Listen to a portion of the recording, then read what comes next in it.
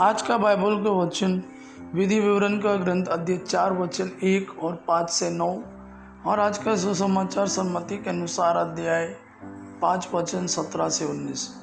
विधि विवरण का ग्रंथ अध्याय 4 वचन 1 और 5 से 9।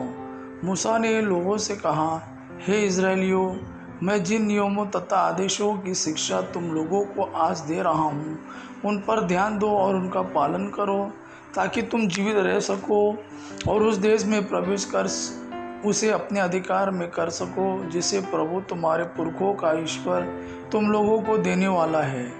देखो, मैं अपने प्रभु ईश्वर के आदेशानुसार तुम लोगों को नियमों तथा आदेशों की शिक्षा दे रहा हूँ, ताकि तुम उनका उस देश में पालन करो जिसे तुम अपने अधिकार में कर लोगे। तुम उनका पालन करो तथा उन पर चलते रहो, और इस तरह तुम अन्य राष्ट्रों की आंखों में समझदार और बुद्धिमान समझे जाओगे।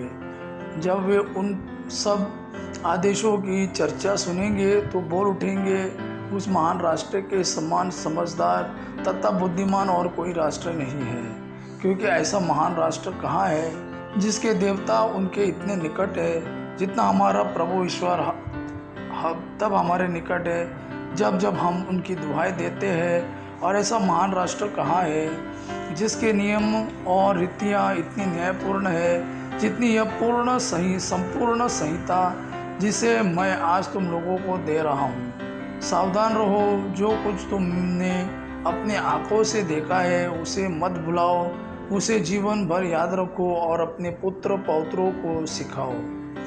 आज का सुसमाचार सम्मति के अनुसार अध्याय 5 वचन 17 से 19।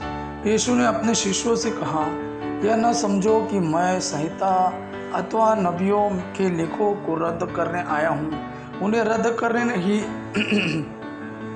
बल्कि पूरा करने आया हूँ। मैं तुम लोगों से कह देता हूँ, आकाश और पृथ्वी भले ही टल जाए, किंतु संहिता को एक मात्रा अथवा एक बिंदु भी बिना पूरा हुए नहीं टलेगा। इसलिए जो उन छोटी सी छोटी आज्ञाओं में से एक को भी भंग करता और दूसरों को ऐसा करना सिखाता है, वह स्वर्ग राज्य में छोटा समझा जाएगा। जो उनका पालन करता और उन्हें सिखाता है, वह स्वर्ग राज्य में बड़ा समझा जाएगा। यह प्रभु का वाणी है। प्रभु को धन्यवाद। आबा पिता की महिमा और पुत्र यीशु का प्रेम आप पर सदा सर्वदा बना रहे। आमीन।